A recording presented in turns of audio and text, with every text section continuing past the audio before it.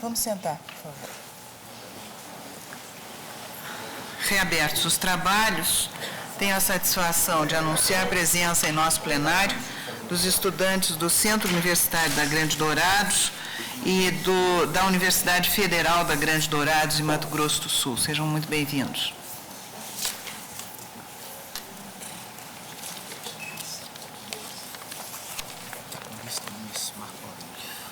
Não. O Brito quer julgar um. Qual é o número? Chama a julgamento a extradição 960 de relatoria do ministro Marco Aurélio. Está com vista ao ministro Carlos Brito.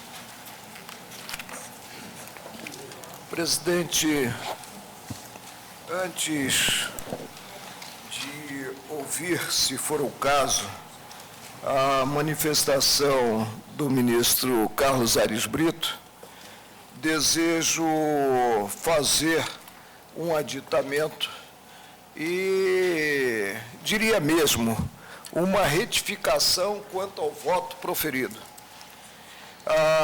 Na assentada em que teve início o julgamento, se tenho a palavra como relator. Sim, sim.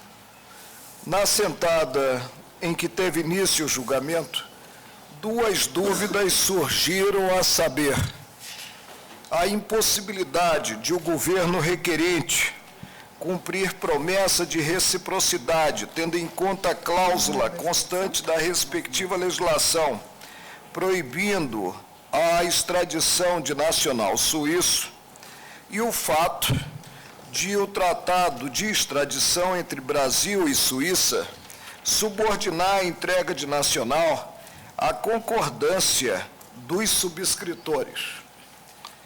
A circunstância, o segundo fato, a circunstância de, no tratado firmado por Brasil e Suíça, o rol de crimes capazes de ensejar a extradição mostrar-se exaustivo e não simplesmente exemplificativo.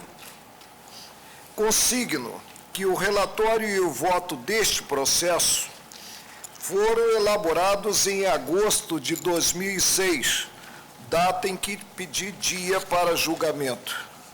Em 20 de novembro de 2006, implementei a prisão domiciliar do extraditando. Assim o fiz, e agora demonstro a coerência, justamente ante a impossibilidade de haver a extradição de naturalizado, considerado o artigo 25 da Lei Maior da Suíça, e o artigo 4 do Decreto 23.997 de 1934, mediante o qual o Tratado de Extradição entre Brasil e Suíça acabou incorporado à legislação brasileira, dispondo este último que as partes contratantes não estão obrigadas a entregar uma a outra aos seus nacionais. Essa decisão foi mantida. Ora, presente a circunstância de o extraditando haver alcançado a naturalização brasileira, surge óbice intransponível ao deferimento da extradição. Decorre do que é estabelecido no diploma da Suíça e também no tratado de extradição firmado por Brasil e Suíça. O mesmo raciocínio há de ser implementado no tocante ao rol exaustivo dos crimes capazes de ensejar a extradição. Delito não previsto estaria subordinado, conforme consta do item 21 do parecer da Procuradoria-Geral da República, ao Instituto da Reciprocidade, inadequado na espécie. Em face dessas premissas, reajusto o voto proferido, antes mesmo de o ministro Carlos Aires Brito pronunciar-se, considerado pedido de vista para indeferir a extradição. Tenente ministro Marco Aurélio, portanto, indefere a extradição. Retificando o voto anterior. Antes, a Sua Excelência deferia. Indefere a extradição. Ministro Carlos Brito, Vossa Excelência tem o voto visto. Senhora Presidente, senhores ministros. Indefere. Indefere. Ele havia deferido. Sucede que no dia de hoje, 24 de maio de 2007, o ministro da Justiça declarou nula a nacionalização. Não tenho conhecimento como relator. Acabei de receber, ministro. Mas Vossa Excelência já é o relator do caso, não? Claro que não. Eu pedi vista e acabei de receber. Eu trouxe o voto vista. Na linha do pensamento de Vossa Excelência anteriormente. Eu peço para ter acesso à peça que diz respeito a um processo sob a minha relatoria. Perfeito. Estou sendo surpreendido no plenário com a petição. Acabei de receber também, Excelência. Então, cancelando por falsidade ideológica, acho que o relator tem toda a razão, o processo é dele, a relatoria é dele. Eu passo às mãos de Vossa Excelência e aguardo o pronunciamento de Vossa Excelência, se manter esse voto, ou se recolhe ao gabinete, ou se adita. Aí Vossa Excelência, na soberania do seu pensar, é que vai decidir. Por favor. Mas aí, com relação àquele que tinha dito antes, não era o caso? Como eu trouxe um voto vista, ministra, a partir do voto anterior do ministro Marco Aurélio, que deferia a extradição, Sua Excelência agora mudou diametralmente o voto, indefere a extradição, realmente eu fico sem condições de proferir o meu voto vista. Certamente eu fiz com seu aplauso. Com meu aplauso, exatamente. Eu ia perfilhar o voto de Vossa Excelência. O primeiro. Deferindo? Deferindo a extradição. Mesmo não sendo possível a reciprocidade? Mesmo, porque eu fiz uma análise com relação ao cometimento de crimes anteriores à nacionalização. Mas agora, diante dessa novidade, né, eu fico sem condições de ler o meu voto vista também. Porque vou me debruçar sobre os fundamentos agora lançados por Vossa Excelência para indeferir a extradição. Né? Vossa Excelência não sabia dessa portaria, como eu também não sabia, agora publicada, no dia de hoje. Eu só estou achando estranho, né, não ter sido endereçada a comunicação do ministro de Estado da Justiça ao relator, mas sim a Vossa Excelência. Não, eu acho que não veio a comunicação oficial, foi o gabinete que percebeu. Talvez se imaginando aí o deslocamento da relatoria, por isso é que eu perguntei se continuava com o relator. Foi o gabinete que identificou. Eu não recebi, pelo menos do meu saber, no processo. Não está no processo, na verdade, o gabinete. Eu recebi de mãos do assessor, agora a cópia da página do Diário Oficial.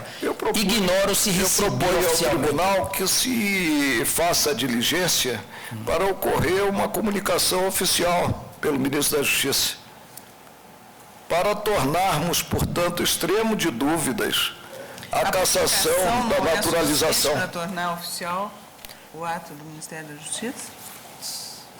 Para mim, sim. Para mim, sim. Porque julgo conquistar no processo. Não julgo considerados elementos estranhos às balizas objetivas e subjetivas do processo. Bem, Vossa Excelência, o relator recebeu comunicação de um membro da Corte de que houve a publicação deste ato do ministro da Justiça, revogando uma naturalização anteriormente concedida e que era o obstáculo justamente a que houvesse a extradição. Vossa Excelência, como relator, haverá de apreciar e trazer novamente a consideração do colegiado. De início, revelo que, ante essa notícia, para mim simples notícia, não elemento probatório do processo, como relator, baixarei o processo em diligência. Muito bem.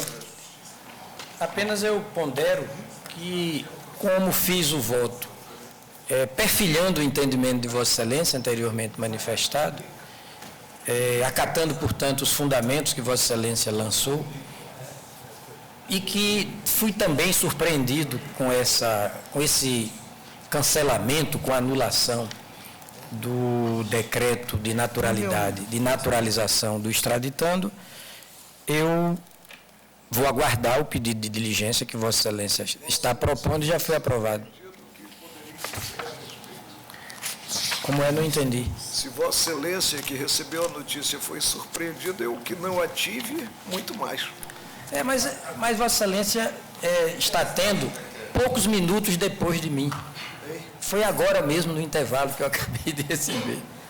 Bem, então vamos consignar. De Vossa Excelência, quer dizer, a assessoria pesquisou Sem e encontrou demérito para o realmente meu um assunto gabinete. importante. Sem demérito para o meu gabinete. Vossa Excelência representa quem? O extraditando. Sim. Eu estava no trânsito e consegui chegar a tempo. Eu só queria esclarecer duas questões de fato, ministro. Desculpa, mas é que eu estava na Asa Sul, o seu gabinete me informou que o processo não ia a julgamento, eu estava indo para o Não se escritório. usa mais nem a capa. Pois é. Essa publicação do Diário Oficial, que aconteceu hoje, o processo de naturalização, além de ser a primeira, o cancelamento da naturalização na história. Obrigado. Talvez seja o primeiro de vários, doutor. Certamente, Excelência. A Constituição, o artigo 12, parágrafo 4º, não prevê a hipótese do cancelamento do artigo 112, que o ministro da Justiça procedeu, porque aquele artigo 112... Doutor, desculpa. Esclarecimento... Está esclarecimento de fato.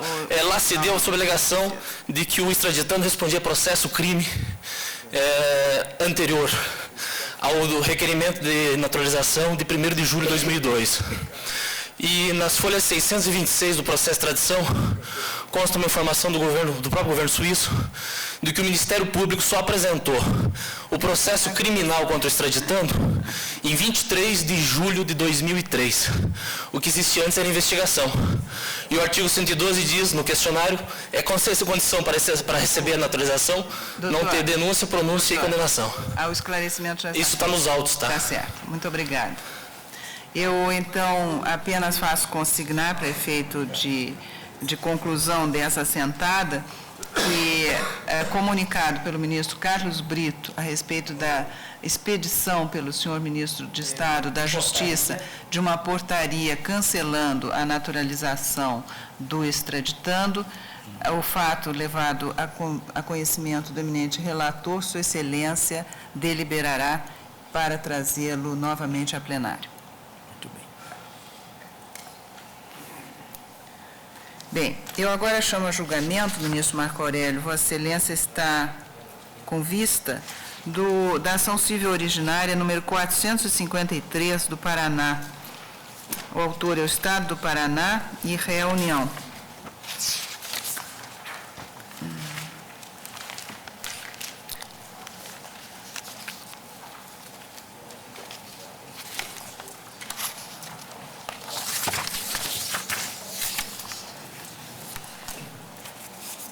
Presidente, submeto aos colegas ao seguinte requerimento, formalizado pelo Estado do Paraná, já que não posso fazê-lo ao relator, junto ao relator, não posso submeter esse documento, porque Sua Excelência já não mais integra o colegiado.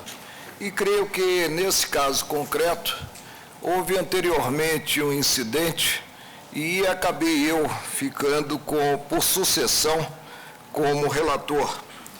O Estado do Paraná, por seu procurador ao final assinado, nos autos em epígrafe, vem perante Vossa Excelência expor e requerer o que segue. O requerente somente tomou conhecimento do prosseguimento do julgamento do presente feito na tarde de ontem, razão pela qual é protocolizado o requerimento nesta data. Cumpre destacar que o caso em apreço representa, em termos financeiros, a mais importante demanda em tramitação, tendo iniciado o seu julgamento em 24 de junho de 1998. Desde então, o Supremo sofreu substancial alteração em sua composição, pois 8 dos 11 ministros presentes, no momento em que se iniciou o julgamento e em que houve sustentação oral, não mais integram essa colenda Suprema Corte, haja vista a aposentadoria do ministro relator, Ilmar Galvão, e dos ministros Otávio Galotti, Nery da Silveira, Moreira Alves, Sidney Sanches, Maurício Correia, Carlos Veloso e Nelson Jobim. Em situações particulares e de grande repercussão, continua a leitura da peça do Estado do Paraná. Como a presente, o Supremo tem entendido, em razão de alteração substancial da composição da Corte, ser conveniente a renovação do julgamento. Tal ocorreu em diversos casos levados à apreciação do Pleno no ano de 2003. Veja-se o que decidido na ADIM 2399 Amazonas. Decisão. O Tribunal, por decisão unânime, deliberou a renovação do julgamento, tendo em vista a nova composição da Corte, ausentes justificadamente os senhores ministros Celso de Mello e Carlos Veloso, e nesta deliberação, o senhor ministro Sepúlveda pertence, plenário 11 de setembro de 2003. Várias outras matérias que se encontravam com entendimento consolidado na Suprema Corte foram novamente submetidas a julgamento pelo plenário para reapreciar a questão. Assim ocorreu no julgamento da legitimidade da exigência de depósito prévio, como condição de admissibilidade do recurso na esfera administrativa. Agravos 398-933, 408-914, da constitucionalidade da exigência de depósito prévio, como condição de admissibilidade do recurso na esfera administrativa, recursos extraordinários 389, 383, 390, 513. A competência do Supremo para julgar habeas corpus, impetrado contrato de turma recursal, de juizado especial, HC 83.228. Necessária, portanto, a renovação do julgamento desta ação civil originária. A manutenção do julgamento é manifestamente prejudicial à hora requerente ao próprio tribunal, pois é íncito ao julgamento colegiado a possibilidade de retratação ou modificação de voto já proferido até a proclamação do resultado do julgamento. Prosseguir no julgamento consiste em retirar a possibilidade de retratação e exarar entendimento que não espelha a convicção atual da Suprema Corte, importando em prejuízo e desrespeito aos atuais integrantes do plenário. Destarte, requer-se, seja suscitada a questão de ordem para que o tribunal delibere sobre a renovação do julgamento frente à alteração substancial da composição da Corte. De minha parte, se devo me pronunciar em primeiro lugar, já que acabei ficando como relator, não relator... Não, Vossa Excelência está suscitando a questão de ordem. Não, eu não estou suscitando, eu Não? estou trazendo um requerimento e não quis decidir, evidentemente não poderia decidir sozinho, monocraticamente, né? Já que o processo está submetido ao colegiado e os votos foram proferidos pelos colegas que se aposentaram neste plenário, né? Eu estou trazendo em mesa, não sei a ordem de votação, mas informo de qualquer forma... Na ausência do relator, Vossa Excelência se manifesta no incidente primeiro. passado eu fiquei como redator do acordo, né? Adoto, presidente, a doutrina da nossa colega Carmen Lúcia. O julgamento em plenário realmente é um grande todo. E, havendo pedido de vista, é possível aqueles que já se pronunciaram ante as considerações trazidas pelo colega, reformular o entendimento primeiro. Essa reformulação, a esta altura, já não é possível, nem que houvesse instrumento de mandato, procuração, considerados os que se afastaram. O que entendo é que se tem realmente uma discussão complexa nesse embate, unidade da Federação, Estado do Paraná e União, e, portanto, devemos marchar com absoluta segurança, enaltecendo um trabalho que tive a oportunidade de ler da ministra Carmen Lúcia sobre a matéria. Pronuncio-me no sentido de ter-se o reinício do julgamento com a participação dos ministros que hoje integram o tribunal. E desprezando os votos já proferidos pelos ministros Eu que então preferiria integravam a não casa? utilizar esse vocábulo desprezar. Eu simplesmente, e fiz questão de ler a peça, já que há precedentes deste colegiado, simplesmente sopeso aí valores e entendo que o valor maior está no julgamento como um grande todo, está em ter-se presente que até a proclamação final, qualquer dos integrantes do tribunal que haja proferido voto, pode reajustar esse voto para decidir de Mesmo forma quem esteja diametral. presente. Eu terminaria o meu raciocínio. Para decidir de forma diametralmente oposta. E repito, não podemos adotar dois pesos, duas medidas. Já há precedentes nesse sentido. Não estou aqui numa vanguarda a inovar. Estou simplesmente considerando que vários ministros que votaram na espécie, concluindo desta ou daquela forma, para mim não importa, já não compõe o colegiado. O que acontece com inúmeros feitos ainda em tramitação? Não sei, no Excelência, tribunal, talvez justamente aos por quais isso, deverá pela se dar o mesmo sobrecarga de tratamento. processos, pela transformação de pedido de vista em perdido de vista. Né? Não sei as causas. Você me permite? A tese do eminente ministro Marco Aurélio é simpática, mas eu estou encontrando um pequeno óbice. O regimento interno é expresso, artigo 134, parágrafo 1º. Ao reencetar-se o julgamento, serão computados os votos já proferidos pelos ministros, ainda que não compareçam ou hajam deixado o exercício do cargo. É pena que não tenha prevalecido esse artigo do regimento interno nos precedentes. Qual é o esclarecimento de fato, doutora? Ministra, presidente, é só há uma colocação de que a Advocacia Geral da União, a União, tem um pronunciamento exatamente já nos autos, que se fosse possível, ministro... por um dever de fidelidade intelectual que há oposição da União. Isso, e se fosse possível que Talvez, fossem se ela colocadas... fosse a requerente, não houvesse.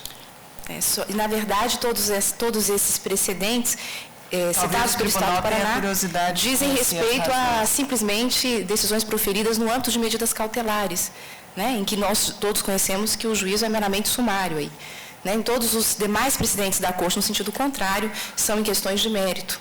E a União traz toda essa argumentação nessa manifestação que consta dos autos. Muito obrigada. Ministro Marco Aurélio, Vossa Excelência poderia nos fazer conhecer esse pronunciamento da Advocacia da União?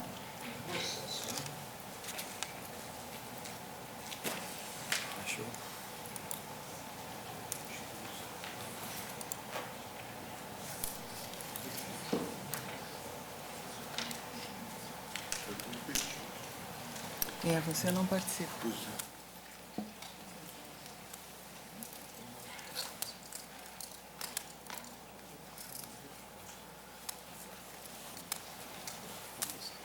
Senão fica prejudicado.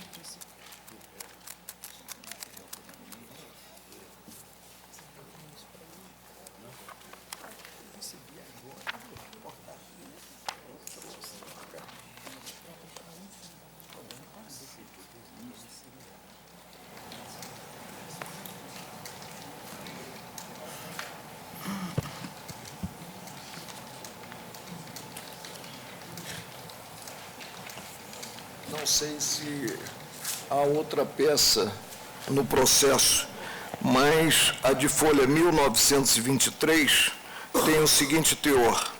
Excelentíssimo senhor ministro Marco Aurélio, relator da ação civil originária 453. A União, por ser o advogado-geral, artigo 4º, inciso 3 da Lei Complementar 73 de 93, nos autos do processo acima mencionado, em que figura como réu, e o Estado do Paraná como autor, em atenção ao despacho de folha 1913, vem expor e requerer o seguinte: o autor renova o seu pedido de suspensão do presente feito anteriormente formulado na data 19 de outubro de 2004 e com o qual a União não havia concordado. Na presente oportunidade, alega o Estado do Paraná que os cálculos envolvidos para a definição de valor que seja atrativo para as partes, além do estudo do meio legal apropriado para veicular a proposta de composição, requerem dispêndio de tempo para sua elaboração. Não sei se a peça é essa exatamente. Ora, em que pese o nobre propósito de composição por parte do autor, observa-se que já se passaram 7 meses. Não, aqui é sobre... A advogada da União diz que não é essa peça. É a folha de 1955. Sim, temos outra peça, né? O julgamento foi suspenso, vamos ver se é essa. Para se manifestar sobre o conteúdo desta petição.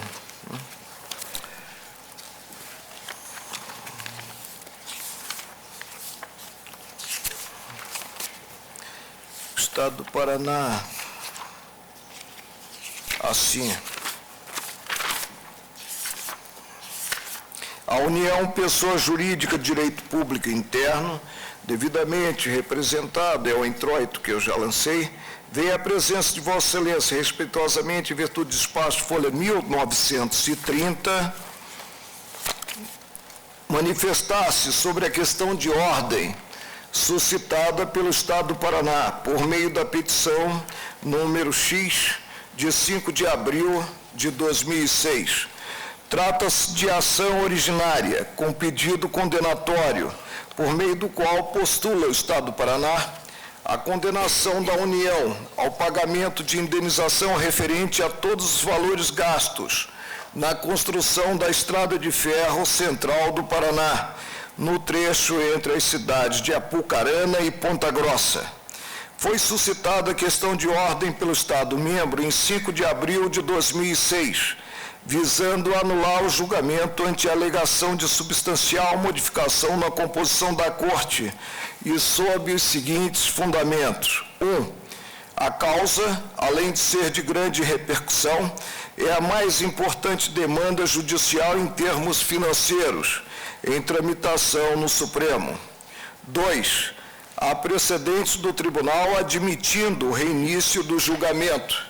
3. A manutenção do julgamento é manifestamente prejudicial ao Estado. 4.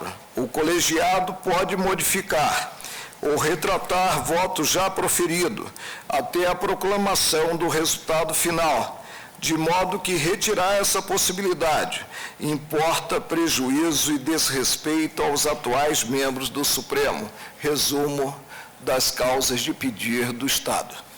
A União vem impugnar questão de ordem ora suscitada, em consonância com os fundamentos abaixo, da violação expressa ao artigo 134 do Regimento Interno do Supremo, a pretensão formulada pelo Estado do Paraná de renovação do julgamento afronta diretamente o Regimento Interno do Supremo, que, no artigo 134, estabelece. E foi realizada a leitura pelo ministro, não sei se os colegas querem que eu releia o artigo. Há necessidade de reler o artigo? Segundo o referido dispositivo, quando o julgamento é suspenso em face de pedido de vista, exatamente como ocorre na presente hipótese, ao reinsetar-se, os julgamentos serão computados, os votos já proferidos pelos ministros, mesmo que estes tenham deixado o exercício do cargo. O preceito, portanto, não admite que, ao retomar o julgamento, suspenso em decorrência de pedido de vista, sejam desconsiderados os votos já exarados. Tampouco faculta ao ministro sucessor a oportunidade de proferir novo voto, ou seja, aquele que tenha passado a ocupar a cadeira do aposentado, em substituição ao já prolatado pelo ministro sucedido. A regra é expressa. Na retomada do julgamento, serão computados os votos proferidos pelos ministros, ainda que tenham deixado o exercício do cargo. Não há que se falar dessa forma em reinício de julgamento, mediante a realização de novo relatório e sustentações orais, com a consequente desconsideração dos votos validamente proferidos. Aliás, nos termos do artigo transcrito, a renovação do relatório da sustentação oral somente é permitida caso não se tenha alcançado quórum para julgamento ou para efeito de desempate na votação, e desde que seja necessário o voto de ministro que não tenha assistido ao relatório e aos debates. Mesmo nessa hipótese, que já é excepcional, devem ser computados os votos proferidos anteriormente. Assim, cogitar da renovação de todo o julgamento, situação vedada pelo transcrito artigo regimental, desconsiderando os votos já exarados, viola o devido processo legal, que é o estabelecido no regimento interno da Suprema Corte, por força do artigo 91.1-A da Constituição Federal. O argumento da parte contrária é completamente descabido na medida em que não é possível ao ministro sucessor alterar o voto do ministro sucedido, sob pena de afronta ainda ao princípio da segurança jurídica, já que o voto anterior foi validamente proferido. Ademais, além de a vedação de renovação do julgamento ser norma regimental, os ministros, antes do ato de aposentadoria, normalmente já deixam consignados seus votos nos julgamentos de questões relevantes, como, aliás, não poderia deixar de ser, por se tratar de legítimo exercício de sua função judicante. O tribunal, por sua vez, em respeito ao regimento interno e ao próprio ministro que deixou a casa, promove o cômputo dos aludidos votos, conferindo-lhes o mesmo grau de importância dos demais posicionamentos SIC. A propósito, foi exatamente o que ocorreu no recente julgamento, sessão plenária de 28 de setembro de 2006, da de 2588, ajuizada pela Confederação Nacional da Indústria contra a cobrança do Imposto de Renda e de Contribuição Social sobre o lucro líquido de empresas coligadas ou controladas. Aventou-se na oportunidade a possibilidade de se reiniciar o julgamento por força da nova composição da Corte, visto que alguns ministros que haviam votado já tinham deixado a casa. Tal hipótese foi refutada e restou consignado que a ministra Carmen Lúcia não participaria daquele julgamento por suceder ao ministro Nelson Jobim, que já havia proferido seu voto. A pretensão do Estado do Paraná revela-se tão dissonante da lei e dos princípios norteadores do processo que, a se admitir sua ocorrência, o ministro, ao vislumbrar a proximidade de sua aposentadoria, poderia postular a redistribuição dos processos de sua relatoria, ou mesmo devolver sem voto aqueles que foram objeto de pedido de vista, já que seria inócuo o voto proferido diante da possibilidade de seu sucessor rever o entendimento nele consignado. O ministro, na verdade, passaria a abster-se de seu ofício judicante, o que a toda evidência não tem respaldo legal.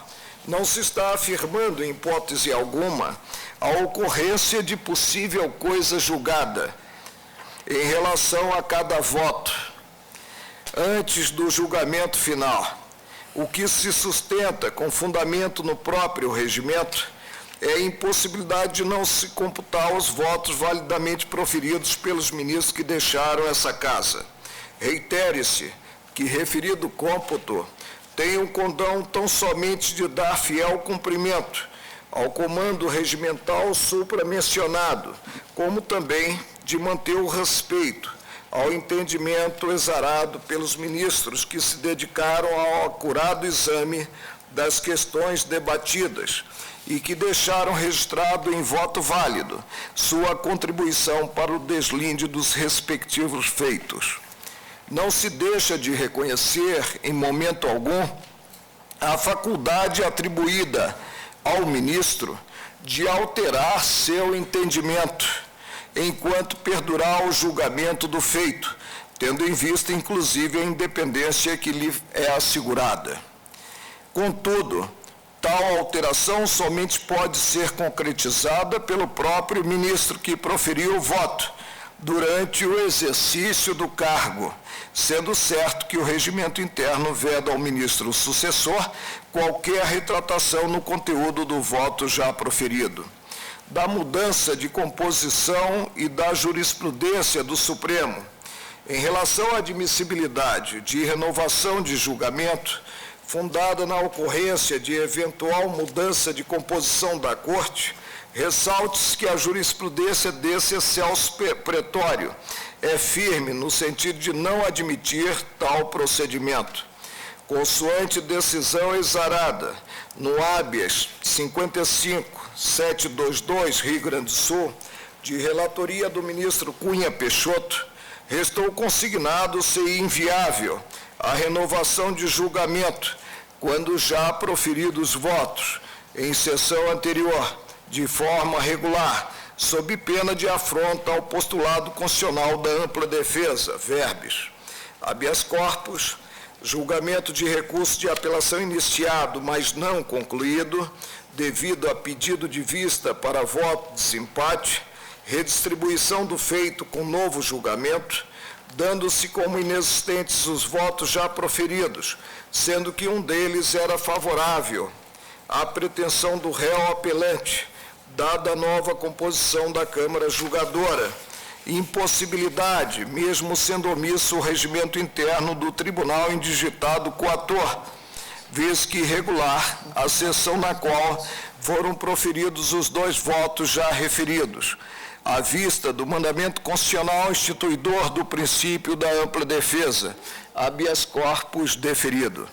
No mesmo sentido, prossegue a petição, o RE 346084, Paraná, da relatoria do ministro Ilmar Galvão, redator para o acórdão eu próprio, em que o tribunal indeferiu o pedido de renovação do julgamento com base no argumento do decurso de tempo e da nova composição da Corte, conforme se extrai do informativo 342. Na presente assentada preliminarmente, o tribunal indeferiu pedido de renovação do julgamento, ou ao menos da sustentação oral, formulado com base no decurso do tempo desde a primeira assentada e na nova composição da Corte. Em seguida, o ministro Gilmar Mendes, considerando que não existe conceito definitivo de faturamento incorporado no texto constitucional e afastando, portanto, a tese de que a definição contida na Lei Complementar 70 de 91 teria incorporado ao artigo 195.1 da Constituição Federal um conceito definitivo, proferiu voto vista no sentido de negar provimento ao recurso, por considerar que a lei impugnada seria constitucional, seja na redação original, seja naquela posterior à emenda constitucional número 20 de 98, uma vez que a referência a faturamento contida no artigo 195, consubstanciando norma constitucional aberta e de feição institucional, já admitia acepções diversas daquela adotada no âmbito do direito comercial. O ministro Gilmar Mendes salientou também a existência de julgados da Corte que admitem a assimilação do conceito de receita bruta ao de faturamento, recursos extraordinários 150.755 e 150.764.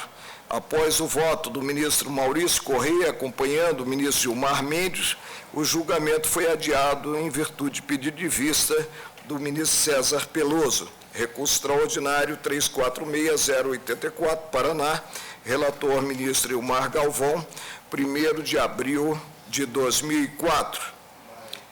Recurso extraordinário, grifado, 346.084, grifou-se.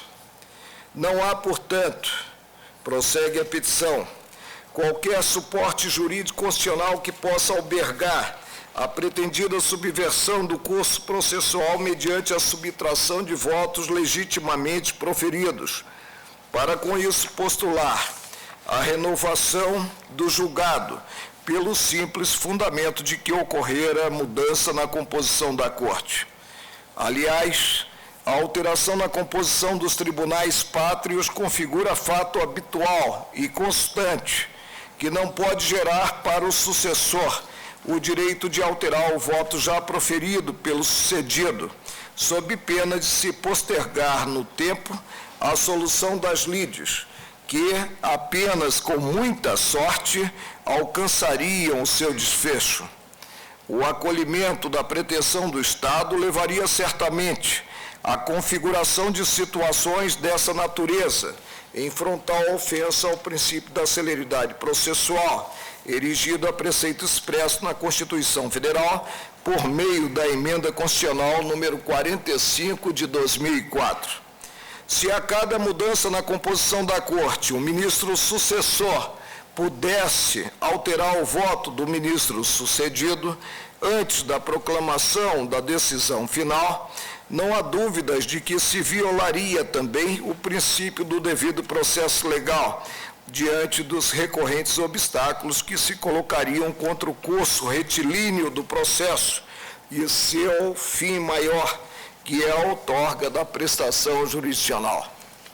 De igual modo, restaria prejudicado o exercício da ampla defesa, pois uma vez elaboradas as teses jurídicas, em relação às quais já se posicionou determinado ministro, cada reinício de julgamento traria incertezas quanto à condução das respectivas linhas de defesa, o que reforça, inclusive, a já destacada ofensa à segurança jurídica. Outrossi, nos isolados casos em que o tribunal deliberou pela renovação do julgamento, verificou-se que havia número mínimo de votos proferidos, ou apenas manifestação do relator, diferentemente do que ocorre nesta ação originária. Mesmo em tais hipóteses, os ministros que haviam proferido seus votos ainda figuravam como membros da Corte no momento do reinício do julgamento. Frise-se ainda que, à exceção da hipótese acima aventada, mudança de entendimento do próprio julgador, nas raras situações em que essa Suprema Corte admitiu a renovação de julgamento, a mesma se deu de regra no âmbito de medidas cautelares. Por óbvio, medidas cautelares são provimentos de cunho sumário, não exaurientes, que podem, por sua própria natureza, sofrer modificações no curso do julgamento. Em tais circunstâncias, a medida já concedida pelo ministro sucedido pode mesmo ser reapreciada pelo sucessor, quando não mais ostentar os pressupostos legitimadores para sua concessão. Nesses sentidos, pode-se citar, a título de exemplo, a decisão tomada na ADIM 2399, da qual fui relator o ministro Marco Aurélio, em que, excepcionalmente, deliberou-se pela referida renovação ante a mudança de composição da Corte. Isto porque havia sido proferido apenas o voto do relator, eu diria aqui, entre parênteses, talvez tivesse um peso menor o voto desse relator. Aqui se manifestou tão somente acerca da liminar requerida, não servindo em absoluto como precedente para casos em que a discussão já esteja quase concluída, com um sensível número de votos validamente proferidos, como é a hipótese dos autos. Vê-se assim que aquela circunstância de medida liminar ou voto isolado não se verifica nos autos, já que na presente hipótese 6 dos 11 ministros proferiram votos sobre o mérito da controvérsia, considerando que desses 11, 2 estão impedidos, dos 11 que integram o tribunal, 2 estão impedidos, a maioria dos votos já foi colhida, razão pela qual devem ser devidamente computados. De igual modo, em relação aos precedentes referidos pelo Estado do Paraná, e aí a menção aos números dos processos que desaguaram nesses precedentes, resta evidente que os mesmos se referem a matérias que foram afetadas ao Pleno, em razão de mudança de composição, tendo como foco principal verificar se o entendimento jurisprudencial firmado em outros processos, já transitados em julgado, deveria ser mantido pela Corte. Não cuidavam, pois, de renovação de julgamento do mesmo processo, mas sim de confirmação não de entendimento firmado pelo tribunal, situações substancialmente distintas. Destaca-se ainda que o eventual acolhimento da pretensão do Estado abriria grave precedente nessa excelsa Corte, considerando que outros processos poderiam também ser objeto de pedido de renovação de julgamento, repercutindo inclusive nas instâncias ordinárias, o que agravaria a crise do poder judiciário e se voltaria especialmente contra todos os escopos traçados nas recentes reformas processuais e, sobretudo, na reforma desse poder. Das questões de alta relevância em trâmite no Supremo, a alegação do Estado do Paraná de que a causa é de grande repercussão e, por essa razão, requer tratamento diferenciado, é absolutamente infundada. Com efeito, considerando a própria finalidade dessa Suprema Corte e as competências que lhe foram atribuídas pelo legislador constituinte originário, resta evidente que todos os casos submetidos à referida Corte são relevantes. Ademais, tramitam atualmente nesse tribunal processos nos quais se discutem as mais diversificadas matérias. O acolhimento do pedido do Estado na presente ação implicaria ofensa aos princípios da celeridade processual e do devido processo legal, já que outros interessados poderiam postular o mesmo tratamento, ao argumento de que seus processos envolveriam questões relevantes. Aliás, justamente por ser um caso de extrema relevância, é que os princípios constitucionais e as normas de regência devem ser respeitados, sendo certo que o regimento interno não permite a renovação do julgado na presente hipótese. A propósito, se a invocada importância fosse suficiente para autorizar a renovação do julgamento, não haveria razão para que essa Suprema Corte não permitisse à ministra Carmen Lúcia a participação no julgamento da DIN 2588, cujos efeitos, inclusive, são erga omnes. O tribunal, contudo, confirmou que o voto exarado pelo ministro Nelson Jobim, que deixou o exercício do cargo, seria computado validamente, em consonância com a previsão regimental. É o que se extrai da proclamação, e aí se transcreve a DIN 2588, DF, decisão.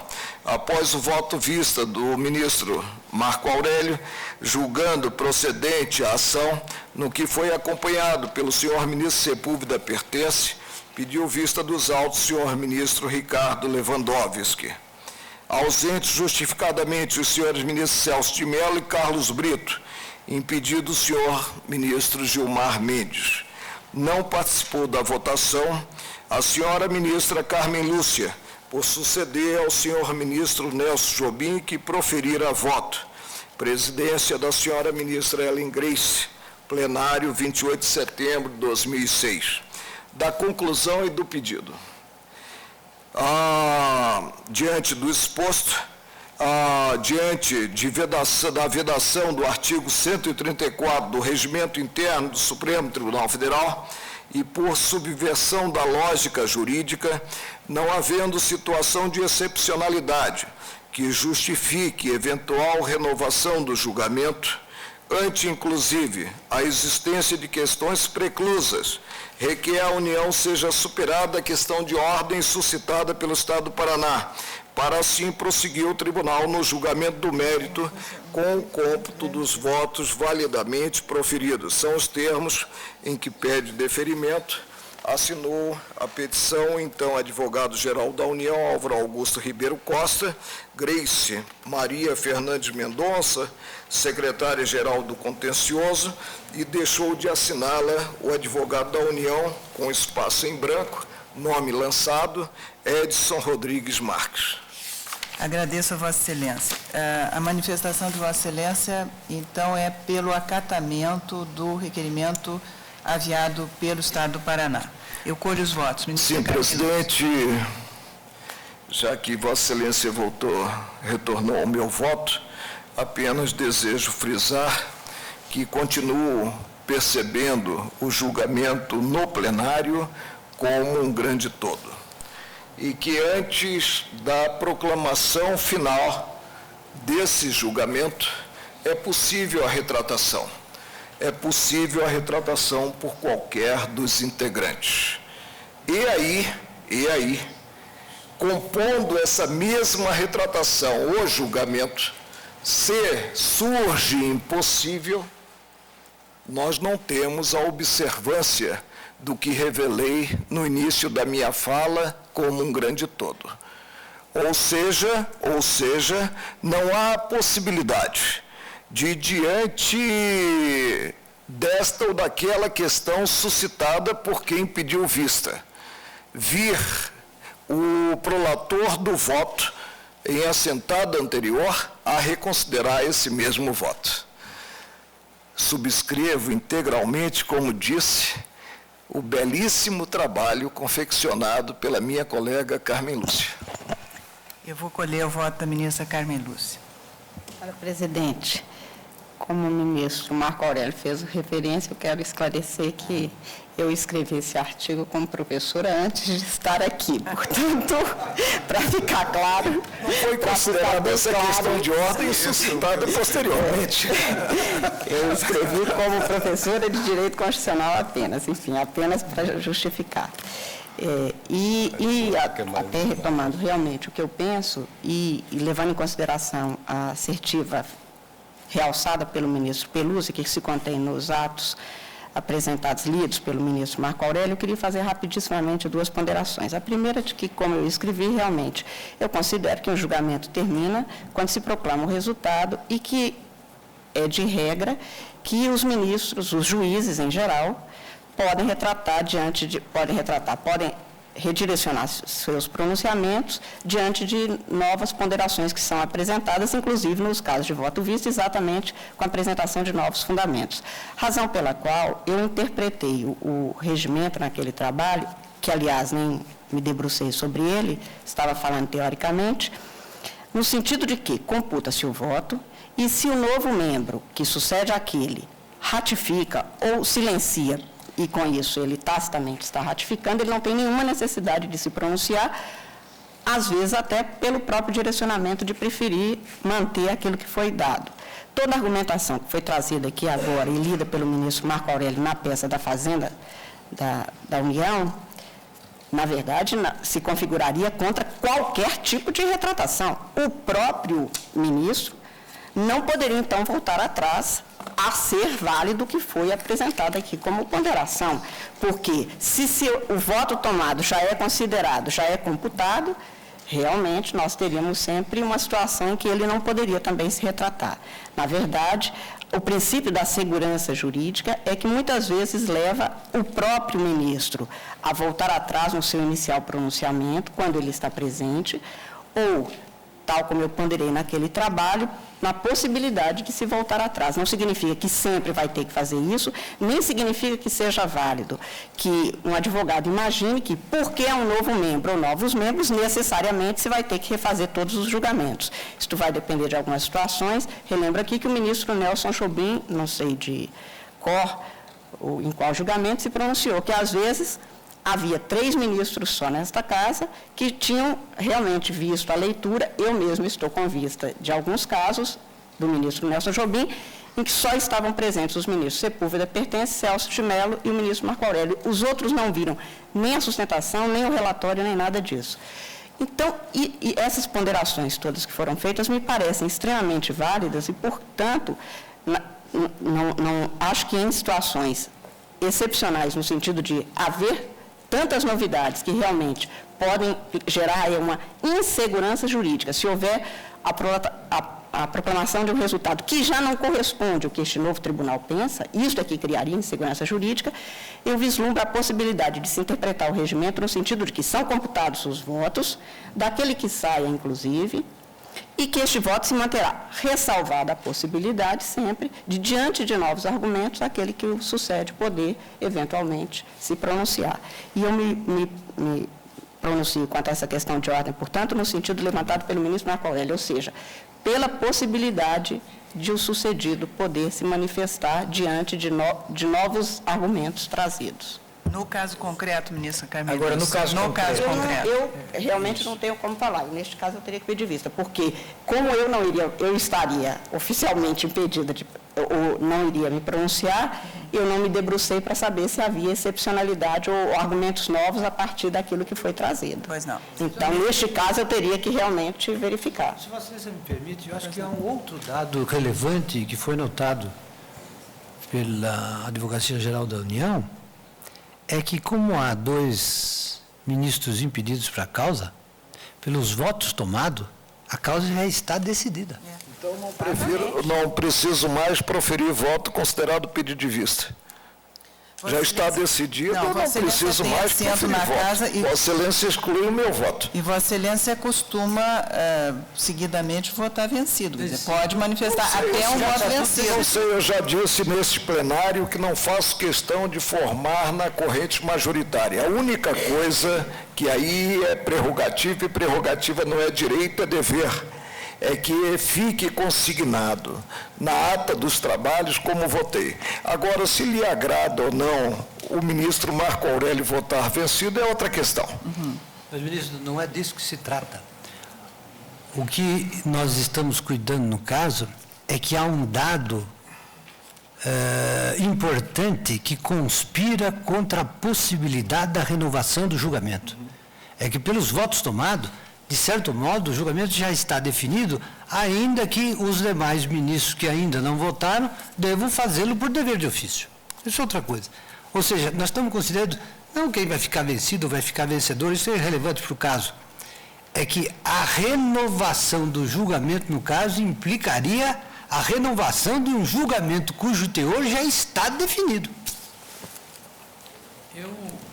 E os dados que foram trazidos, ministra Carmen Lúcia, se me permite, são aqueles que o ministro Marco Aurélio leu, as petições do Estado do Paraná e as petições da Advocacia Geral da União. O Estado do Paraná alegando que é uma causa de grande valor e que, por isso, deve ser renovado o julgamento, e a União opondo o argumento do regimento, do impedimento regimental, o argumento dos precedentes deste tribunal, e o argumento que não é jurídico, mas de ordem prática, de que todos os julgamentos dessa casa teriam que se concluir com a mesma composição. Pois é, o que eu ponderei, presidente, era que, se não tivesse novos argumentos jurídicos apresentados, o que pode acontecer, e eu já vi aqui acontecer neste ano da minha presença, se não havia, neste caso, argumentos jurídicos novos, não haveria por que se reposicionar, porque aí não é um reposicionamento, seria apenas um posicionamento novo do sucessor. caso em que eu acho que realmente não prevaleceria aquela ponderação que eu sempre faço. Há novos argumentos. Se o ministro Nelson Jobim estivesse aqui, ele teria o direito de voltar atrás diante de novos argumentos. Se não houve novos argumentos, não há porquê, ainda que me fosse possível, voltar atrás. Ao que tudo indica, são só essas duas petições. Ministro Lewandowski. Senhor presidente, eu admitiria a flexibilização da norma regimental, assim como temos flexibilizado o entendimento de súmulas, quando a situação é excepcional. E, nesse caso, data vênia, me parece que estejamos diante de uma situação excepcional. Aqui trata-se do Estado do Paraná, que ajuiza uma ação contra a União Federal, objetivando ver-se ressarcido de todas as despesas que realizou com a construção de trecho da estrada de ferro que liga Apucarana a Ponta Grossa, no referido Estado. Parece uma questão relativamente simples, não vejo motivo para superarmos o impedimento regimental. Portanto, voto com todo respeito em sentido contrário ao proposto. Ministro Eros Grau. Eu também, senhora presidente, peço vênia para ler no parágrafo 1º do artigo 134 do regimento o que lá está escrito. Ademais, no caso específico, se o ministro César Peluso me permitir reiterar o que ele já observou, só há possibilidade de 9 votos, porque o ministro Pertence e o ministro Gilmar Mendes estão impedidos. Houve 5 votos até agora com o relator. Não importa em qual sentido. Restariam, para serem tomados, 3 votos, porque houve um voto em sentido contrário ao do relator, que são os votos do ministro Marco Aurélio, do ministro Joaquim Barbosa e do ministro César Peluso. Ainda que 4 votem em sentido contrário a esse voto do relator, que já sufragou 5 votos, não muda nada. Então, eu diria que, nesse caso, até em nome da própria segurança jurídica, não vejo como nós pensarmos ou pretendermos, com as devidas vênias, renovar o julgamento. Pois não, ministro... Sou eu? Ministro Joaquim Barbosa. Senhor presidente, o princípio da segurança jurídica e o caráter categórico do artigo 134 do regimento me impedem de acolher a proposta com a devida vênia. Ministro Carlos Brito. Presidente, eu também me pronuncio, com a devida vênia do ministro Marco Aurélio, pela não renovação do julgamento. A tese da renovação do julgamento, eu perfilho, acho boa, mas a causa é ruim, porque não se faz presente, a meu sentir, como realçado pelo ministro Lewandowski, um caráter excepcionalíssimo da demanda posta a julgamento. Eu interpreto o parágrafo 1º do artigo 134, nele enxergando uma flexibilidade e não uma rigidez absoluta, à luz do artigo 27 da própria lei 9, a lei da ADIM, 9868, que diz o seguinte, que fala de razões de segurança jurídica e de excepcional interesse social.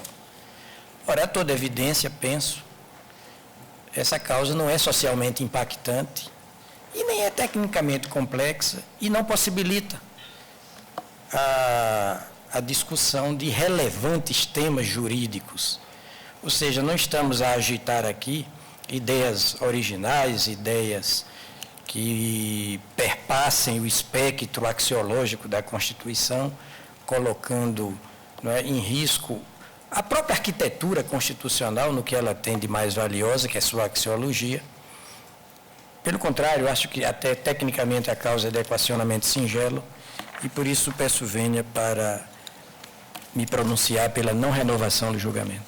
Ministro César Peluso. Também, senhor presidente, eu só acrescentaria que eu vejo também com reservas a tese da admissibilidade de revisão de julgamentos, que, embora me sendo teoricamente simpática, esbarra, a meu ver, perante a minha consciência, numa objeção que é a seguinte. Eu gostaria muito também de rever vários julgamentos que já foram encerrados. Eu gostaria de rever e votar contra várias decisões desta casa. Mas esta casa, por força mesmo da sua estrutura subjetiva, compostas, a bem da história de homens que, como todos passam, ela decide de acordo com a sua história, representando a ideia daqueles que naquele momento ocupavam os postos nesta corte e que exprimiram o seu ponto de vista naquele momento histórico. Se depois de alguns anos, com a renovação inelutável das pessoas que compõem a corte, esta muda de pensamento, isto é próprio da condição humana e é próprio da estrutura da corte, o que não justifica passar um borrão no passado para passarmos a rever todos aqueles casos que, como novos integrantes, gostaríamos mesmo que tivesse tido outro destino ou outro teor. Pois bem, também eu, ministro Marco Aurélio, peço vênia a Vossa Excelência para divergir da questão de ordem, e o faço pelas razões que já foram avançadas, pelo impedimento regimental, pela tradição dessa casa, mas também porque entendo que a possibilidade de retratação, ela é uma faculdade do magistrado, ela não é um direito da parte exigir a possibilidade desta retratação. O magistrado, portanto, exerce a faculdade de retratação enquanto compõe o colegiado. E quando isso não é mais possível, então o seu voto ficou cristalizado e não pode ser desconsiderado por composições posteriores da Casa. E não é demais lembrar também que, a adotarmos esse procedimento, a Casa, que já tem o seu funcionamento bastante prejudicado pelo acúmulo de trabalho, teria que praticamente retomar uma série muito grande de julgamentos que ficaram suspensos por pedidos de vista enquanto a composição se altera. Por isso, pedindo vênia a Vossa Excelência, eu também afasto a questão de ordem. Superada, portanto, a questão de ordem suscitada pelo ministro Marco Aurélio, por maioria, no sentido da renovação do julgamento. Vossa Excelência prossegue com a palavra para o seu voto visto. A questão de ordem foi trazida por mim. Sim. Colocada pelo Estado do Paraná. Quem apresenta a questão de ordem são os integrantes da corte. Eu trouxe, insisto, eu trouxe um requerimento. Não atuei de ofício. Regimentalmente, a questão de ordem é atribuída. Não sei, Excelência. Há uma realidade. Vossa Excelência tanto que Vossa Excelência me pediu para ler a peça apresentada pela União e eu fiz. Exato. Em questão de ordem. O Estado do Paraná é que ingressou com requerimento no sentido de ser retomado o julgamento. E eu, no voto proferido, acolhi esse requerimento. Eu não propus. Certo. Então, Vossa Excelência prefere que a expressão de sua manifestação seja... que realmente ocorreu. Seja que Vossa Excelência apresentou requerimento do Estado do Paraná no sentido de reabertura do julgamento, de renovação do julgamento, e votou favoravelmente a este requerimento, no que não foi acompanhado pela maioria da Casa. Vossa Excelência continua com a palavra para o seu voto. Colho da inicial, da contestação, o histórico dos fatos e as defesas apresentadas. Da inicial, em 10 de maio de 1968, mediante a Lei Estadual 5.768, o Estado do Paraná fora autorizado a executar a obra da ferrovia que ligaria as cidades de Apucarana e Ponta Grossa, do norte ao sul, com entroncamento para São Paulo e o Porto de Paranaguá. Em 28 de outubro de 1968, com a celebração de convênio, assumira o Estado a obrigação de construir a ferrovia e a União Federal de indenizá-lo de todas as despesas. Em 23 de julho de 1971, à luz da Lei 6.134/70, fora pactuado convênio que se mostrara em descompasso com a lei autorizadora. O ministro de Estado dos Transportes, reconhecendo a ineficácia desse convênio, teria expedido aditivo em que prevista a formalização de novo instrumento obrigacional.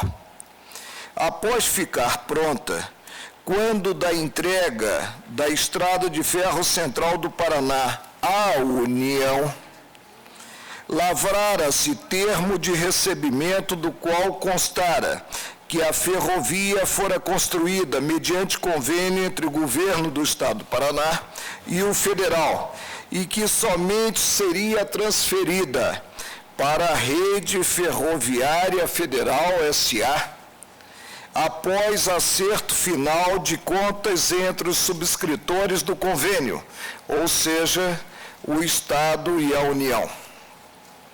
Em 24 de julho de 1985, a Consultoria Geral da República emitiu o parecer Y11, consignando que a União nada devia ao Estado do Paraná.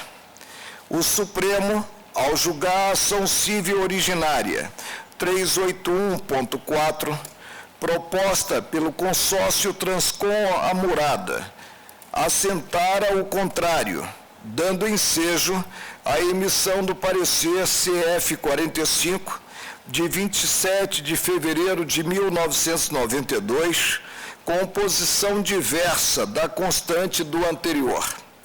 O Estado não recebera os créditos, deixando de contar com os meios para pagar os serviços prestados, vindo a CR Almeida S.A. Engenharia e Construções a ajuizar 21 ações, das quais a primeira resultou no pagamento do valor pleiteado, pendendo da liquidação de precatórios, as de números 397/79, 1452 de 79, 2082 de 80 e de expedição de precatório.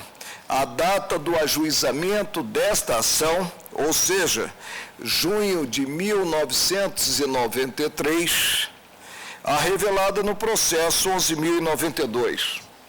No processo 11.091, englobar-se-iam as concernentes aos processos 398 de 79, 399 de 79, 400 de 79, 401/79, 402/79, 403/79, 1286/79, 1287/79, 1288/79, 1289/79, 1450/79 e 1454/79, já havendo sentença submetida ao reexame e impugnada mediante apelação interposta pelo Estado.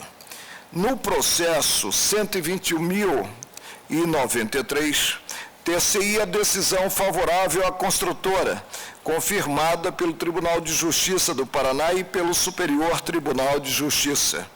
Em 24 de junho de 1985, por meio de portaria, fora designada a Comissão Interministerial. No parecer por ela emitido, concluiu-se, nesse parecer, Comissão Interministerial, concluiu-se pela responsabilidade da União para com o Estado do Paraná no pagamento dos débitos que, no entanto, não restaram liquidados. Articula-se na inicial, com a submissão do Estado à legislação de regência, citando-se lições de Geraldo Ataliba. Sustenta-se que no parecer da Consultoria Geral da República, Y11, de 85, desconsiderara-se a relação jurídica havida entre o Estado-membro e a União, ocorrendo o exame apenas do convênio efetuado em 23 de julho de 1971, deixando-se de lado o complexo negocial formalizado, em que constara, na elaboração de contrato, a participação da União, bem como o convênio anterior e o aditivo apostila. Evoca-se o magistério de Celso Antônio Bandeira de Melo sobre a submissão da administração pública ao princípio da legalidade, informando-se que o convênio discrepante já mencionado ocorrera no pico da Revolução de 31 de março, quando o poder civil, principalmente em se tratando da esfera estadual, subordinava-se ao federal, então denominado poder revolucionário. As leis 5.768 de 68 e 6.134 de 70 teriam autorizado a transferência da ferrovia desde que a União indenizasse o Estado de todas as despesas, sendo que os convênios foram subscritos na vigência das referidas leis. Transcreve-se entendimento de Michel Temer sobre o Instituto Convênio, fazendo-se alusão a pareceres de Caio Tácito e de Xavier de Albuquerque. No parecer da consultoria, ressaltara-se a necessidade de observância do convênio de 23 de julho de 1971. Então, requereu-se na inicial a condenação da União a satisfazer os valores relativos à Estrada de Ferro Central do Paraná, integrantes do custo verificado, abrangendo quantias devidas à CR Almeida S.A., custas e honorários advocatícios. Da contestação, a União, na peça de folha 350 a 359, apontou a irregularidade da representação processual do Estado, a falta de autenticação de documentos, a inépcia da inicial no que não permitida conclusão segura sobre o pedido formulado,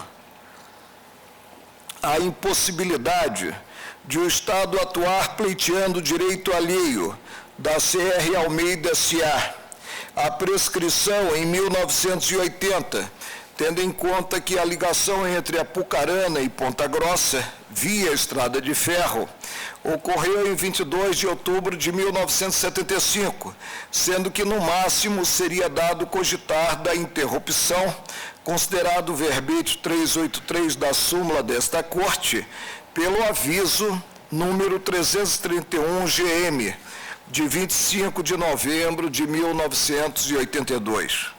Quanto ao que pleiteado, reportou-se à União a informação do Ministério dos Transportes, asseverando nada dever e ressaltando que o pagamento no valor de 84.562.141 dólares americanos e 11 centavos resultou no ressarcimento cabível.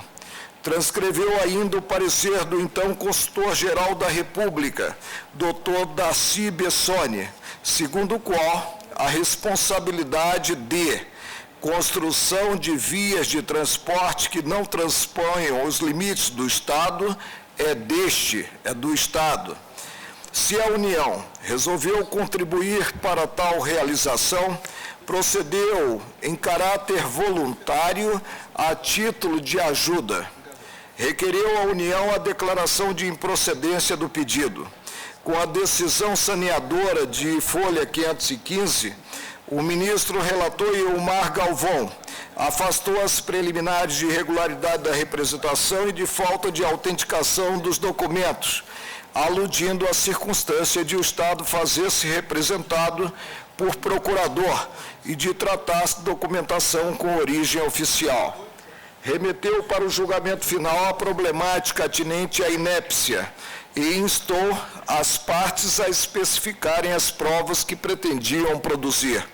A União subscreveu o pleito de produção de prova pericial formulado pelo autor. As folhas 524 e 525, o ministro relator acolheu a impugnação da União ao pedido de assistência feito por CR Almeida S.A. Engenharia e Construções, deferindo a realização de prova pericial e delegando competência ao Juízo Federal da Seção Judiciária do Estado do Paraná.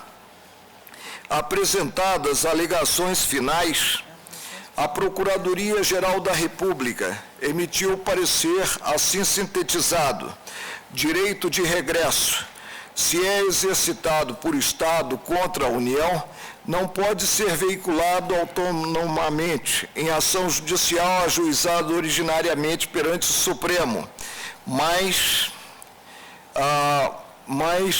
que almeja o ressarcimento em razão de contrato de valores devidos por força de condenações judiciais já existentes e surgidas sem denunciação da lide, artigo 70.3 do Código de Processo Civil, em feitos nos quais a responsável pelo regresso não foi chamada a se defender, porque, se assim pudesse ser, estaria sendo conferido à parte o direito de afastar, de forma oblíqua, a aplicabilidade do artigo 102.1f da Constituição Federal.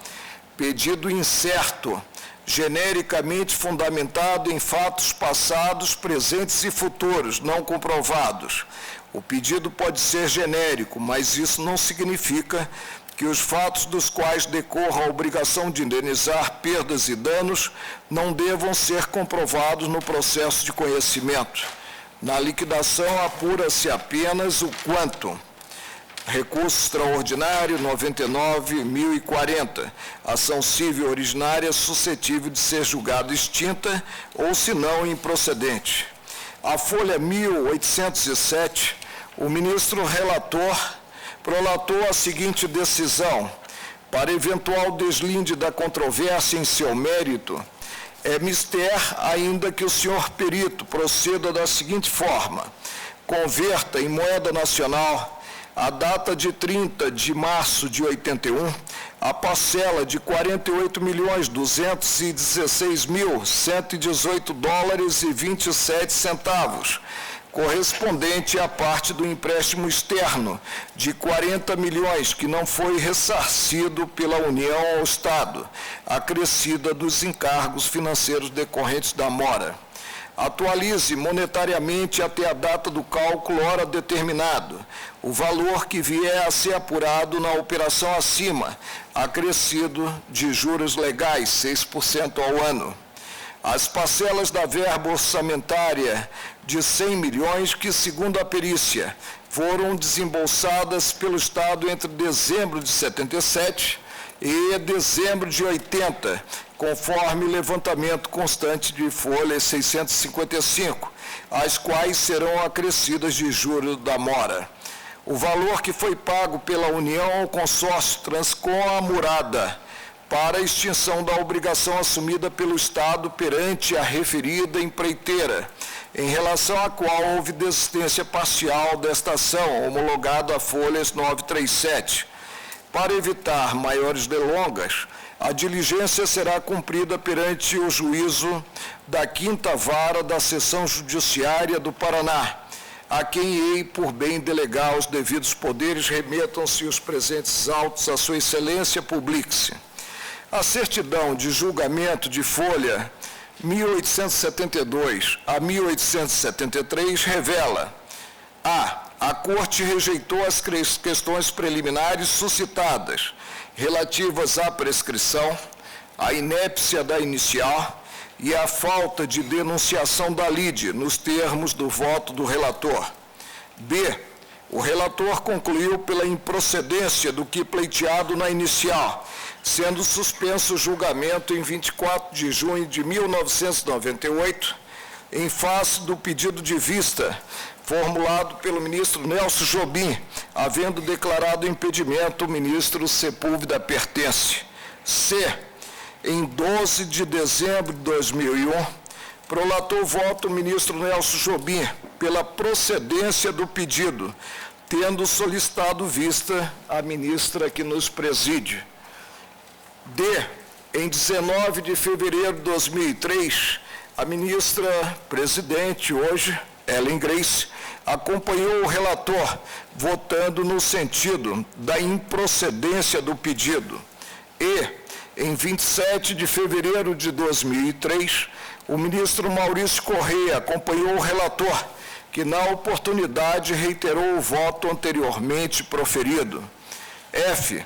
Em 1º de outubro de 2003, após o voto do ministro relator Ilmar Galvão e dos ministros Ellen Grace, Carlos Veloso, Maurício Correia e Joaquim Barbosa, julgando improcedente o pleito e condenando o Estado do Paraná a satisfazer honorários de 10%, e do voto do ministro Nelson Jobim, julgando parcialmente procedente o pedido, solicitei vista, não havendo votado o ministro Carlos Aires Brito por ocupar a cadeira do relator, assentado o impedimento dos ministros Sepúlveda, Pertence e Gilmar Mendes.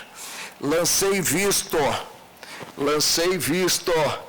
declarando-me habilitado a votar e instando a Judiciária a prestar esclarecimentos sobre juntada de documentos em 30 de maio de 2004, há 3 anos.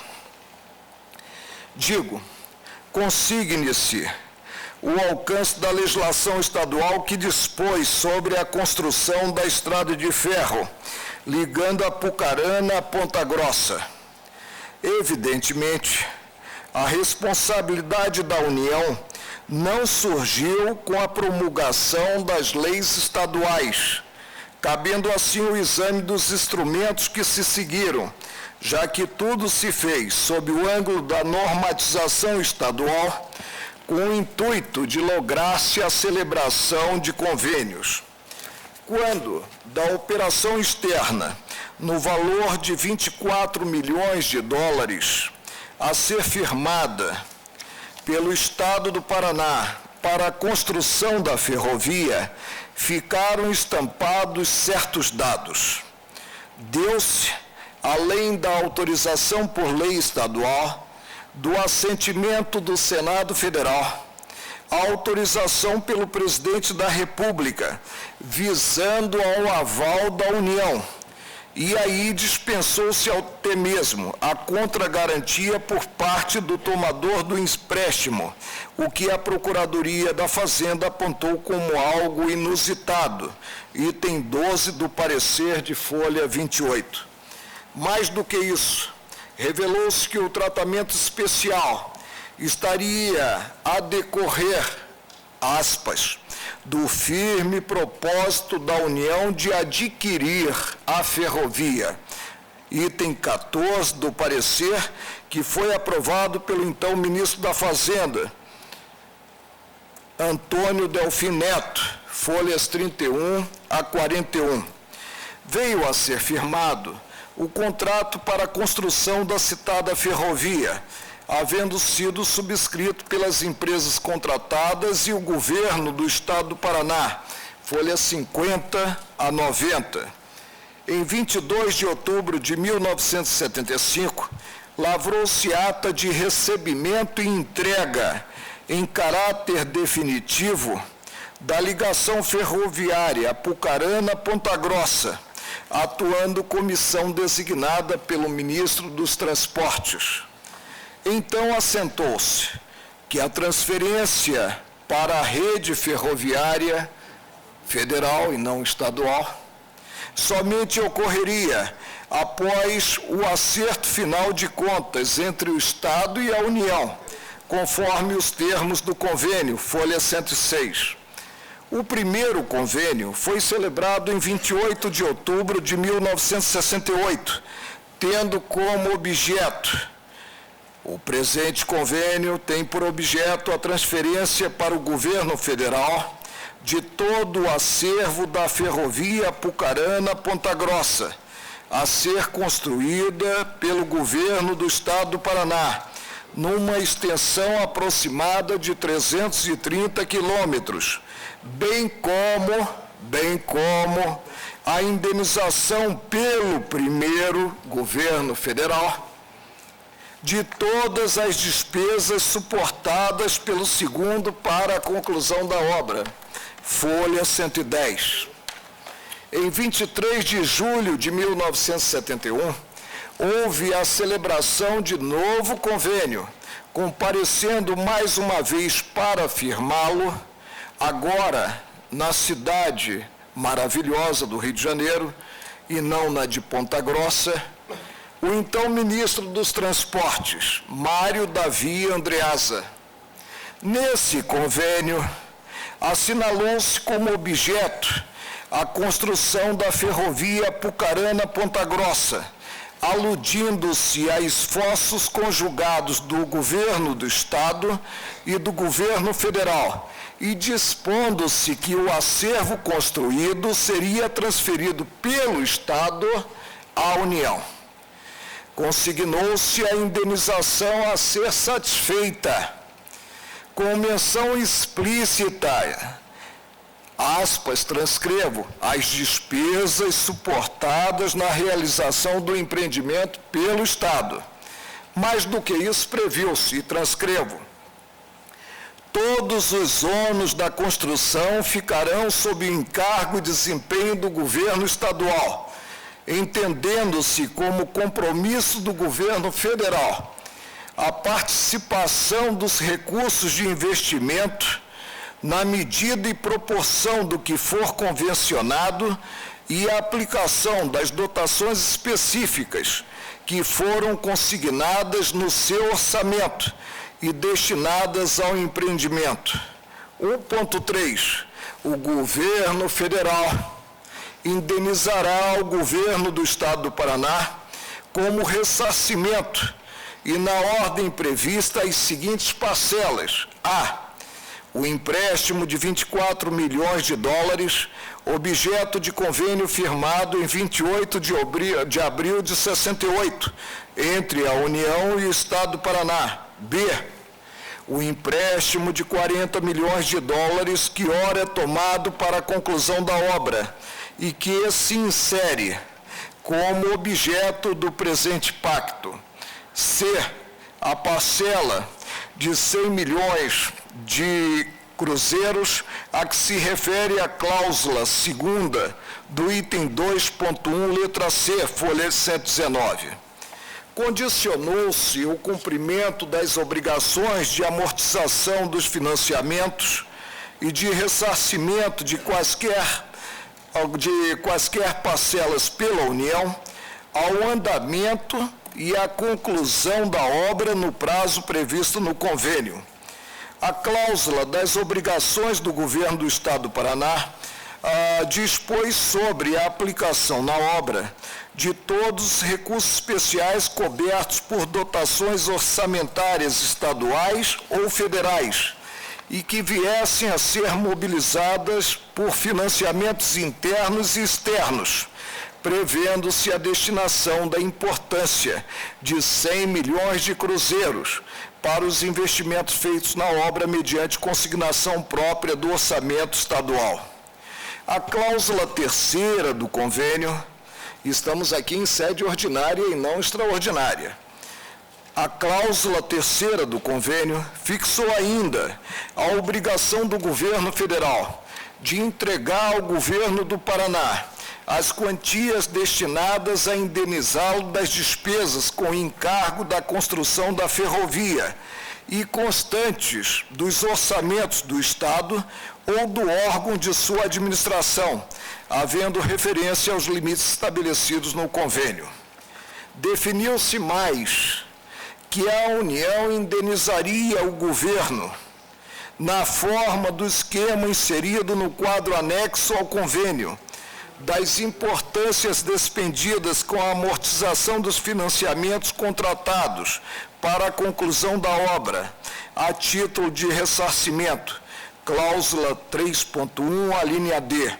Esse convênio desagou na entrega e recebimento do acervo da ferrovia ocorridos em 1975.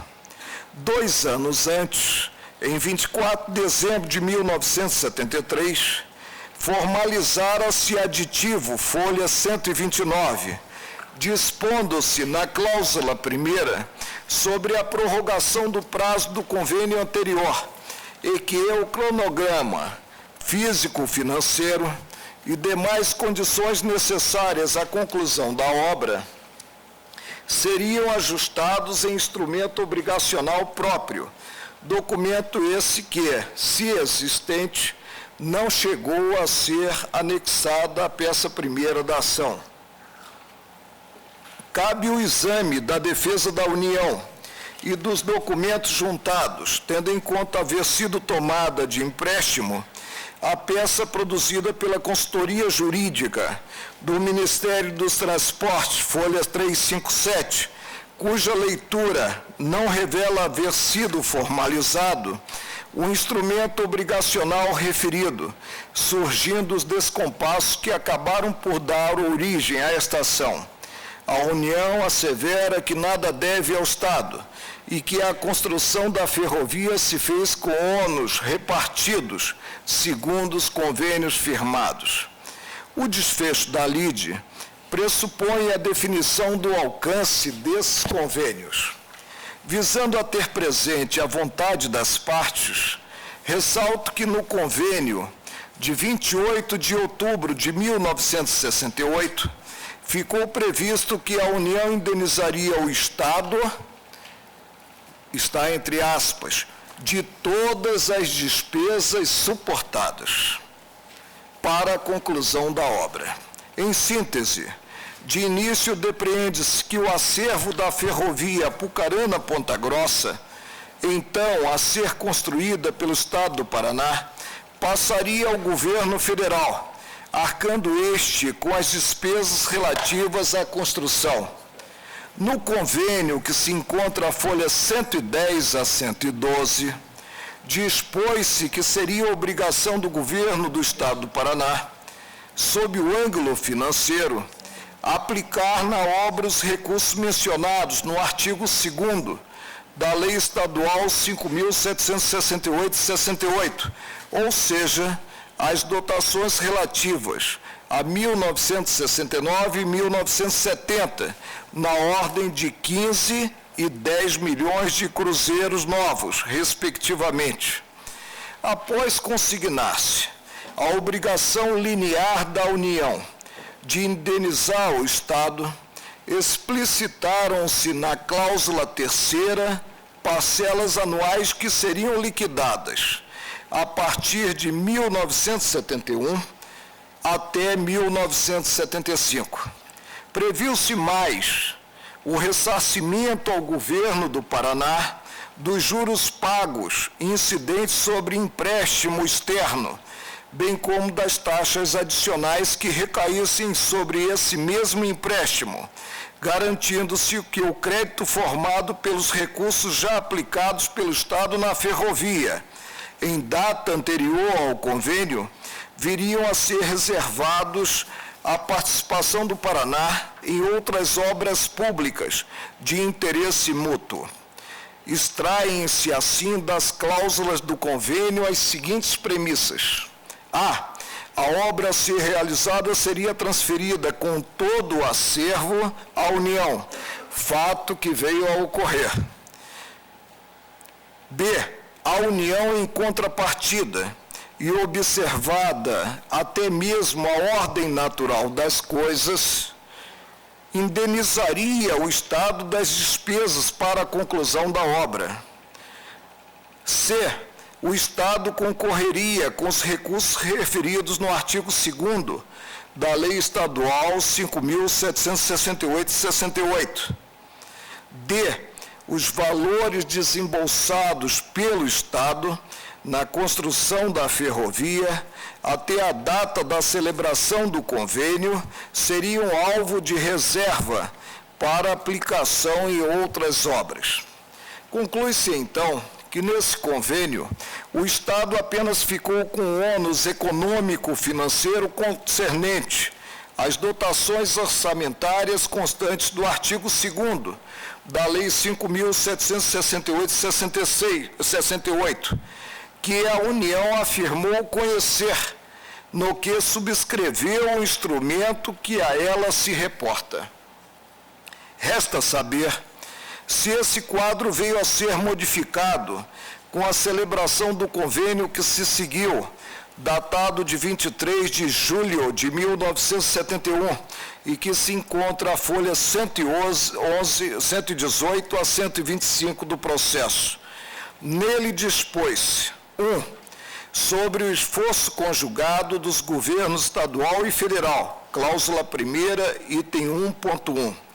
2. Sobre a transferência à União de todo o acervo ferroviário construído, cláusula 1ª, item 1.1. 3. Sobre a indenização pela União das despesas suportadas na realização do empreendimento, cláusula 1ª, item 1.1. Constata-se, então, que se reafirmou o que contido no convênio inicial, ou seja, a transferência do acervo ferroviário e o pagamento ao Estado, pela União, das despesas suportadas na realização do empreendimento. No item 1.2 dessa cláusula 1ª, consta a referência a todos os ônus da construção sob o encargo e desempenho do governo estadual, aludindo-se ao compromisso do governo federal na participação dos recursos de investimentos, na medida e proporção do que fosse convencionado, e a aplicação das dotações específicas consignadas no orçamento.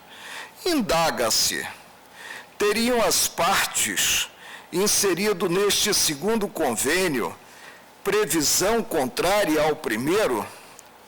Teriam as partes, nesse mesmo convênio, pactuado algo contraditório, como se revela a obrigação da União de indenizar e a assunção de ônus pelo Estado em caráter definitivo? Teriam as partes celebrado convênio para a transferência de todo o acervo ferroviário à União, sem que esta assumisse a responsabilidade pelo que despendido pelo Estado na construção? A ordem natural das coisas e o exame dos convênios em sua totalidade conduzem a respostas negativas. É certo que no item 1.3 da cláusula 1ª do segundo convênio foram discriminadas parcelas a serem reembolsadas ao governo do Estado do Paraná pelo governo federal.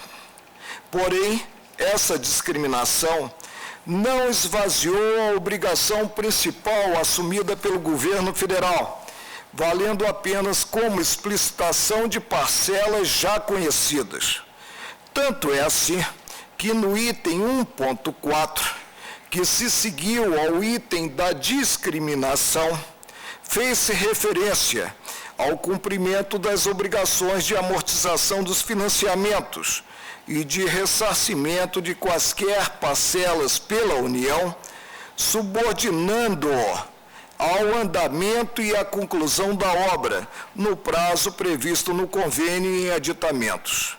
O mesmo se diga do disposto na cláusula 2ª, as obrigações do Estado dela constantes, considerados os desembolsos, hão de ser definidas tendo presente comando único, ou seja, o que é acordado quanto à indenização pela União e, em contrapartida, a transferência a esta do acervo ferroviário. A cláusula contida no convênio de 23 de julho de 1971, remetendo aos limites nele assentados, há de ser tomada como a definir as despesas suportadas na realização do empreendimento. Por isso mesmo, versou-se no início do convênio sobre o direito do Estado à indenização. Esse enfoque não é novo e constou do acórdão desta Corte, proferido na ação originária 381, ajuizada pelo consórcio Transcom A Morada contra o Estado do Paraná, a Rede Ferroviária e a União. Sob o ângulo da denunciação da lide promovida pelo Estado e presente a responsabilidade da União, ficou consignado que não se poderia transformar tal denunciação em verdadeira ação do Estado contra a União, já agora proposta e em fase de julgamento. Na ação anterior, de número 381, no voto do relator de sorteio, a quem sucedi, e a minha sina parece que é suceder, porque nesse caso também sucediu o ministro Ilmar Galvão. Ministro Carlos Madeira aduz-se mesmo que os pleitos do Estado foram reconhecidos pela União, mas que, vou transcrever, algumas autoridades federais retrocederam quanto a essa posição e defenderam, palavras do ministro Carlos Madeira, este sim saudoso, e defenderam a não obrigatoriedade do Tesouro Nacional em indenizar, situando a responsabilidade exclusivamente no âmbito estadual. A corda sempre arrebenta do lado mais fraco, né? Sob a justificativa de que a ferrovia é um bem público estadual. Termino aqui a transcrição. Esse retrocesso mostrou-se quando da emissão do primeiro parecer da Consultoria Geral da República, da lavra do consultor Darcy Bersoni. Sua Excelência, o ministro Carlos Madeira, chegou a votar pela procedência total do reembolso ao Estado pela União, o que veio a ser afastado pelo plenário, refeito o julgamento, voto já proferido, ante as balizas da própria denunciação, no que presentes os contornos objetivos da lide, folha 164. Então, concluo meu voto proclamando: A União assumiu a obrigação de indenizar o Estado das despesas efetuadas com a construção da ferrovia, não se verificando limite outro, ou seja, atribuição de ônus ao Estado, exceto o previsto na Lei 5.768 de 68, em decorrência do primeiro convênio. Os recursos à época já aplicados na obra, anteriormente, portanto, à publicação da lei, seriam corrigidos para ser objeto de indenização em favor do Governo do Estado, artigo 8º da lei e a linha E da cláusula 3ª do primeiro convênio firmado. B.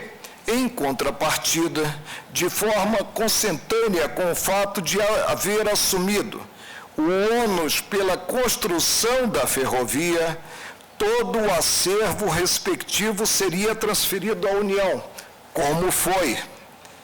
Voto com a devida vênia daqueles que já não estão aqui, no sentido de acolher o pedido inicial para assentada a obrigação de a União indenizar o Estado pelas despesas na totalidade decorrentes da construção da estrada de ferro Apucarana-Ponta Grossa, condená-la à satisfação das diferenças que vierem a ser encontradas em liquidação de sentença, acrescidas de honorários advocatícios na base de 5% sobre o valor da condenação devidamente corrigido, percentual arbitrado a partir do disposto no artigo 20, parágrafo 4º do Código de Processo Civil, é como voto.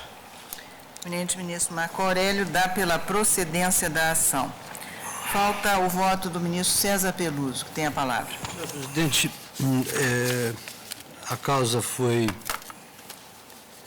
profundamente discutida em todos os seus aspectos factuais e jurídicos por todos os votos brilhantes que me antecederam, de modo que não preciso estender-me sobre eles, e com devida vênia do voto do eminente ministro Marco Aurélio, eu acompanho o relator julgando improcedente a ação, porque, na verdade, Embora a Advocacia Geral da União fale em inovação, na verdade não houve inovação alguma, porque inovação supõe modificação da causa jurídica da obrigação, o que foi uma repactuação de obrigações. O segundo convênio fixou especificadamente as obrigações da União em quantias certas, que foram cumpridas, e de modo que não posso reconhecer nenhum direito residual do Estado do Paraná, de modo que, em resumo, senhor presidente, com o devido respeito, eu julgo improcedente essa. Proclamo o resultado. O tribunal, por maioria, julgou a ação improcedente, vencido, em parte, o ministro Nelson Jobim, que a julgava parcialmente procedente, e o ministro Marco Aurélio, em maior extensão, porque a julgava inteiramente procedente. Impedidos, no caso, o ministro Gilmar Mendes e o ministro Sepúlveda Pertence, ausente, eventualmente, nesta assentada, o ministro Celso de Mello. Senhores ministros, está encerrada a sessão.